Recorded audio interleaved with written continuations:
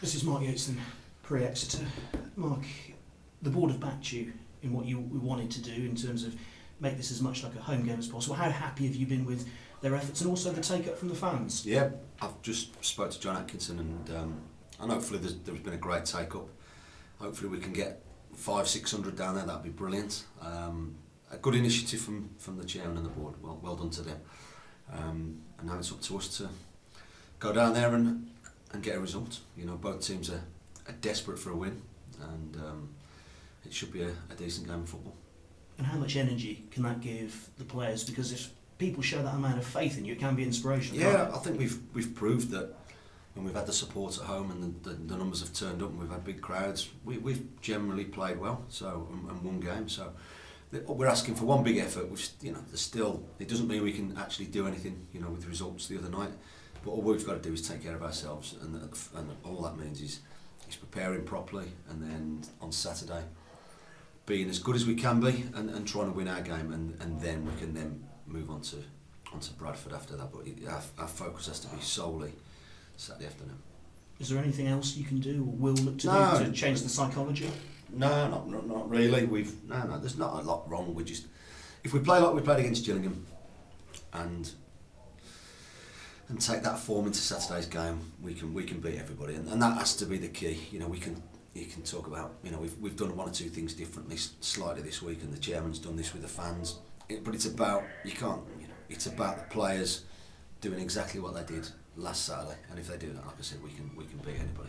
Yeah, I suppose the mission's the same, just win your next game, isn't it? Yeah, absolutely. That's, you know, there's no point messing about saying, oh, you know, we can get a draw. If we want to get anywhere, we have a chance of automatic, then we have to win the game Saturday. We know that, but also there's a little bit of pressure on Exeter to win the game as well. So, like I said, it should be a good game.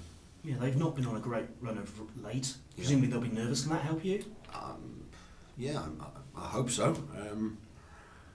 Yeah, they won't be the most confident team in the world, I would have thought, you know, but they've still got some good players, and the manager, you know, knows the time of day. He'll be his level, calm best, I'm sure, and he'll try and make sure that they are, and I'll do what I've got to do just to keep my players focused, and I'm sure it's a game that we can go there and do ourselves proud. We looked at Cheltenham's running for a long time and seen how tough it looks, but actually look at other teams. Their run-ins are pretty difficult as well. Can that be of reassurance to you that I suppose, you know, so much is still in your own hands? It's in our, well, it's not in our own hands really. You know, we're relying on a couple of other results, but I think you've only got to look at what's happened over the last, well, all season really, but over the last 6 weeks in particular.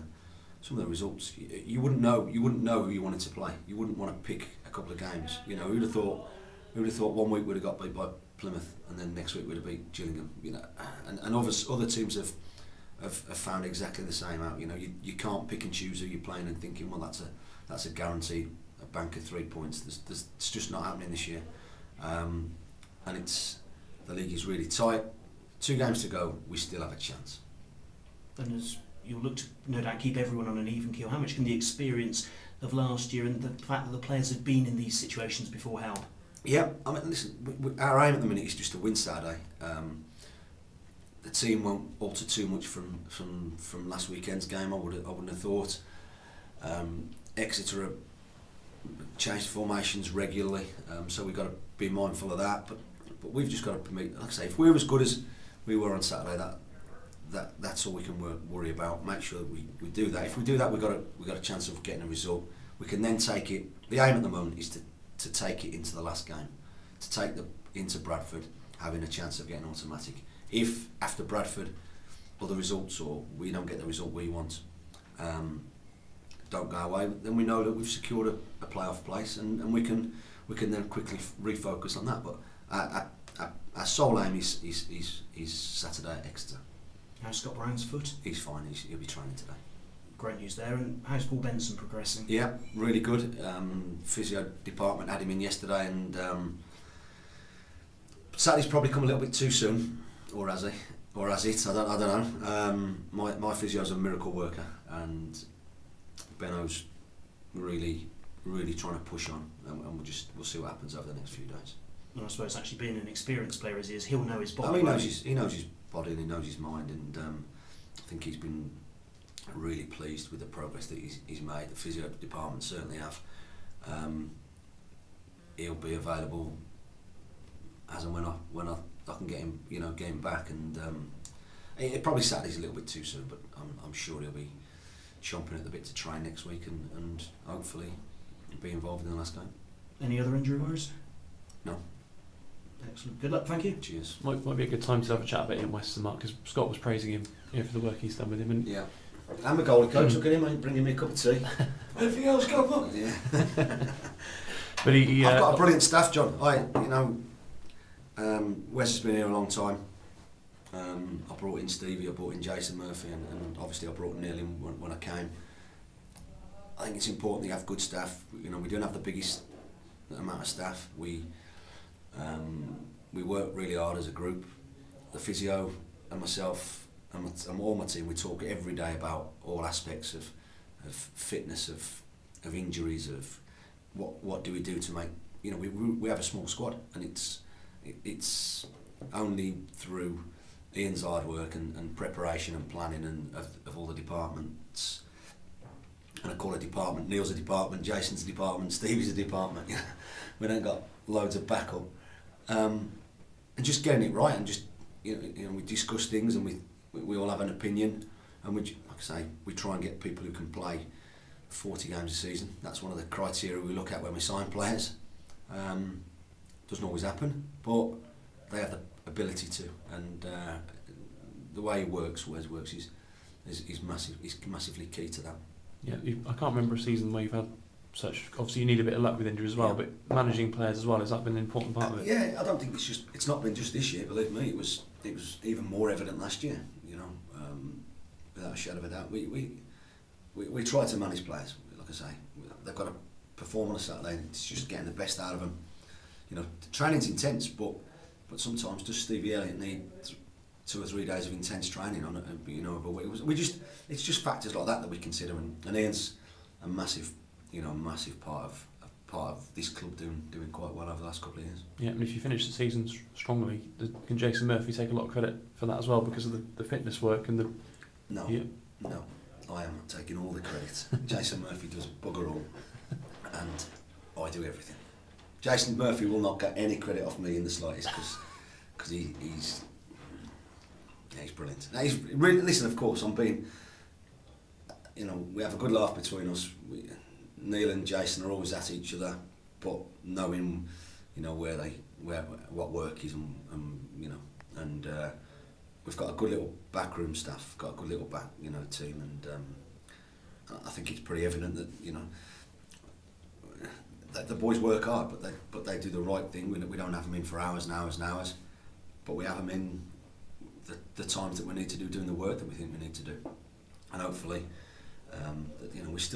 we look really strong on Saturday. But that said, we looked lethargic on the Saturday before against Plymouth. So it's, Jason doesn't take the blame when it's a team effort from everybody, and that really is how we work here. Yeah, you sort of joking after the game you're going to take the one road sign down to Exeter with you. Have you apart from the free travel, have you got any? Are you going to do anything else? We've done something. We normally go pre-match in a hotel somewhere down there. We've changed that around. We're going to have pre-match at our ground and travel straight down. Just take it might be something that makes a difference. Something that the players might respond to, just rather than sitting around in a hotel for an hour watching TV, getting a little bit nervous or apprehensive. Just we'll eat here. We're going to go straight from here to the ground, hitch up, put the kit out, and let the boys get on with it, which is what they do on a Saturday at home. So slightly different. Slightly, yeah, but not a lot. Yeah, I know you're not one for looking back too much, but have you got much recollection of playing at Exeter? Because Cheltenham haven't played there since your days. You're going to tell me something else. I probably scored there, John. Probably. You did score in the last win there. Yeah. Did I? Tremendous. Let's hope. Well, I won't be able to score on Saturday, but let's hope we get a win. It's a nice ground, nice football. It's got a lovely main stand. It's got a couple of older ones. There'll be a good crowd there. I would have thought it'll be. Paul's team like to play good football. It'll be a good test for both teams. They need to win and we need to win. So something's going to give. Yeah, if you come out and see that, it's quite a small away end, isn't it? It's absolutely packed with Cheltenham fans. Do you think that'll make a big difference? I really do, yeah. I really do. And if they make some noise as well, then even better. But I understand as well, we've got to give them something to shout about. And if we get that backing, right, and we perform right, we can take it into Bradford game at home. Yeah, just on the team that we played last week, it did work very well, didn't it? Obviously against Gillingham to get a result like that, but yeah, I've got one or two decisions to make. I always said I'd pick teams for games. We went big, we went strong, we went with some pace and power. I might just mix it up a little bit, but I'll have a I've had a chat with my staff already, but we'll have a serious think what they might do. I don't think we can second guess them. They've got a few injuries, a few decisions of their own to make. So I don't think we can predict too much. They're not exactly a settled side in terms of they don't play the same 11 week in, week out right now through various reasons, and we're the same, and our reasons that we've not had that winning consistent habit enough. So we've tinkered. Hopefully we get the side right. If I make a change or two, if not, then I'm confident that whoever plays can go and get a result. Yeah, Lawson Diaz has been playing for them, and he was a bit unlucky, wasn't he? But he made a good impact to start with, and then got the very injury. Unlucky. And like I say, he would have played games if he hadn't picked up the injury he picked up in the second game. A goal threat, a great, lovely lad, and we have to be aware of him. Yeah. Cheers, Mark. Thank you.